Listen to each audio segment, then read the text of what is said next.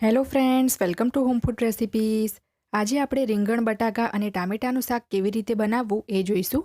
આ શાકને તમે લંચ કે ડિનરમાં બનાવીને રોટલી, ભાખરી, પૂરી, બાજરીના રોટલા, જુવારના રોટલા કે ખીચડી સાથે ખાઈ શકો છો. આજે આપણે એકદમ સિમ્પલ રીતે રૂટીન મસાલાઓનો જ યુઝ કરીને પરફેક્ટ માપ સાથે આ શાક કેવી રીતે બનાવવું એ જોઈશું. જેથી જો તમે બિગિનર હોય, નવું ખાવાનું બનાવવાનું શીખતા હોય તો પણ તમે એને પરફેક્ટ રીતે બનાવી શકશો. તો ચલો એને બનાવવાનું શરૂ કરીએ. સૌથી પહેલાં એક કુકરમાં આપણે 1/3 કપ એટલે કે 80 ml જેટલું તેલ ઉમેરીશું અને આ તેલને આપણે ગરમ થવા દઈશું. જ્યારે તેલ બરાબર ગરમ થઈ જાય ત્યારે આપણે એમાં 1 ચમચી રાઈ ઉમેરીશું અને 1/4 ટીસ્પૂન એટલે કે 5 ચમચી જીરું ઉમેરીશું. 1 નંગ સૂકું લાલ મરચું ઉમેરીશું અને અડધી ચમચી હિંગ નાખીશું. હવે આ બધી જ વસ્તુને આપણે અડધી મિનિટ માટે ધીમા તાપે સાંતળી લેવાનું છે. જ્યારે અડધી મિનિટ પછી બધું જ બરાબર સંતળાઈ જાય ત્યારે આપણે એની અંદર ફ્રેશ વાટેલા આદુ, લસણ અને લીલા મરચાં ઉમેરીશું. જેની અંદર મેં 6 કળી લસણની, 1 નંગ લીલું મરચું અને અડધા ઇંચનો આદુનો ટુકડો વાટીને લીધો છે. જો તમારી પાસે પહેલેથી જ સ્ટોર કરેલી આદુ, લસણ, મરચાંની પેસ્ટ હોય તો તમે એ પણ નાખી શકો છો, નહીં તો આ રીતે ફ્રેશ વાટીને પણ નાખી શકો છો. તો હવે ધીમા તાપે એને આપણે અડધી મિનિટ માટે સાંતળી લેવાનું છે. જ્યારે આદુ, લસણ, મરચાંની પેસ્ટ બરાબર સંતળાઈ જાય ત્યારે આપણે એની અંદર મીડિયમ ટુકડામાં સમારેલા ટામેટાં ઉમેરવાના છે. અહીંયા મેં 2 મીડિયમ સાઇઝના ટામેટાં લીધા છે, જે ગ્રામમાં 180 ગ્રામ છે. ટામેટાં નાખ્યા પછી તરત જ આપણે એની ઉપર પોણા ચમચી જેટલું મીઠું નાખ્યું છે, જેથી ટામેટાં આપણા જલ્દી ચડી જાય. તો હવે આપણે આને બરાબર મિક્સ કરીને ધીમા તાપે ઢાંકણ ઢાંકીને 3 થી 4 મિનિટ માટે પહેલાં ચડવા દેવાનું છે. જ્યાં સુધીમાં આપણા ટામેટાં ચડે છે ત્યાં સુધીમાં આપણે રીંગણ સમારીને તૈયાર કરી લઈશું. અહીંયા મેં 3 મીડિયમ સાઇઝના રીંગણ લીધા છે, જે ગ્રામમાં 260 ગ્રામ જેટલા છે.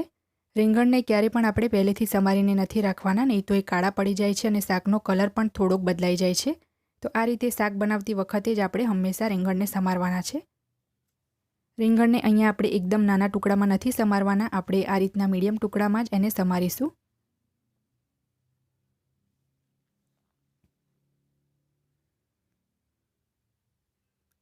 3 થી 4 મિનિટ પછી આપણે ઢાંકણ ખોલી લઈશું.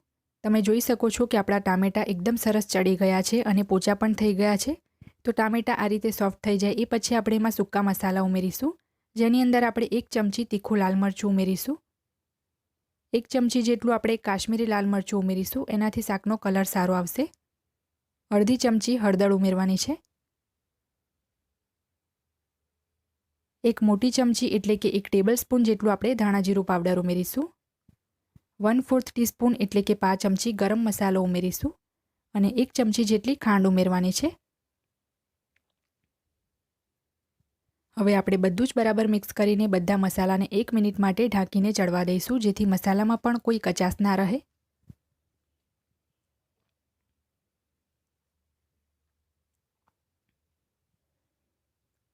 એક મિનિટ મસાલા સાતળ્યા પછી આપણે ઢાંકણ ખોલી લઈશું અને હવે આપણે એની અંદર સમારેલા બટાકા ઉમેરવાના છે. અહીંયા હું આની અંદર એક મીડિયમ સાઇઝનું બટાકું એડ કરું છું, જે ગ્રામમાં 90 ગ્રામ જેટલું છે. જો બટાકો તમને વધારે કે ઓછો પસંદ હોય તો એ હિસાબથી તમે લઈ શકો છો. અને હવે આપણે જે રીંગણ સમારીને રાખ્યા હતા એ આપણે આ રીતે પાણી નિતારીને જ નાખવાના છે. રીંગણને જો તમે આ રીતે પાણીમાં ડુબાડીને રાખશો તો એ બિલકુલ પણ કાળા નહીં પડે. રીંગણ અને બટાકા નાખ્યા પછી ફરીથી આની અંદર હું થોડુંક મીઠું એડ કરું છું. મીઠું તમારે તમારા સ્વાદ મુજબ નાખવાનું છે, કારણ કે ટામેટાં કૂક કરતી વખતે પણ આપણે થોડુંક મીઠું ઉમેર્યું હતું. હવે આપણે બધું જ બરાબર મિક્સ કરી લઈશું અને ઢાંકણ ઢાંકીને આપણે 3 થી 4 મિનિટ માટે પહેલાં રીંગણ અને બટાકાને ચડવા દેવાનું છે. 3 થી 4 મિનિટ તેલ મસાલામાં જ આપણે રીંગણ બટાકાને ચડવા દીધા છે અને હવે આપણે એની અંદર પાણી ઉમેરવાનું છે. તો પહેલાં આપણે એકવાર બરાબર એને મિક્સ કરી લઈએ. તો અહીંયા 1 કપ જેટલું એટલે કે 200 ml જેટલું મેં પાણી લીધું છે. એની અંદરથી આપણે ફક્ત પોણો કપ જ પાણી, 150 ml જેટલું જ પાણી આની અંદર એડ કર્યું છે. ખૂબ જ વધારે પાણી નથી ઉમેરવાનું. તો હવે આને બરાબર મિક્સ કરીને ઢાંકીને આપણે 3 થી 4 સીટી મીડિયમ ફ્લેમ ઉપર લગાવવાની છે. 3 થી 4 સીટી મીડિયમ ફ્લેમ પર લગાવ્યા પછી આપણે ઢાંકણ ખોલી લઈશું અને શાકને એક વખત મિક્સ કરી લઈશું. હવે છેલ્લે આપણે એની અંદર થોડાક ઝીણા સમારેલા લીલા ધાણા ઉમેરીશું અને 2 મિનિટ આપણે ફાસ્ટ ગેસ કરીને ખુલ્લું રાખીને જ શાકને થવા દઈશું, જેથી જે એક્સ્ટ્રા પાણીનો ભાગ હોય એ બળી જાય અને શાકની ગ્રેવી પણ થોડીક ગાઢી થઈ જાય. તો ગેસ ચાલુ કરીને આપણે 2 મિનિટ ફાસ્ટ ગેસ ઉપર એને ચડવા દીધા પછી ગેસ બંધ કરી દઈશું અને શાકને સર્વ કરી લઈશું. આ શાક અહીંયા મેં 3 વ્યક્તિના હિસાબથી બનાવ્યું છે. અને અમારા ઘરમાં રીંગણ થોડાક મેશ થઈ જાય એ જ રીતે શાક બધાને પસંદ છે, તો હું હંમેશા આ જ રીતની એની કન્સિસ્ટન્સી રાખું છું. રીંગણના પીસ વધારે દેખાવા ના જોઈએ એ જ રીતનું શાક મને પણ પસંદ છે. આનાથી પહેલાં પણ મેં સાઉથ ગુજરાતના લગ્ન પ્રસંગમાં જે રસોઈયા બનાવે છે એવું રીંગણ બટાકાનું શાક કેવી રીતે બનાવવું એ ચેનલ પર બતાવેલું છે. વિડીયોની નીચે ડિસ્ક્રિપ્શન બોક્સમાં એની હું લિંક આપી દઈશ, જેથી તમે જોઈ શકો.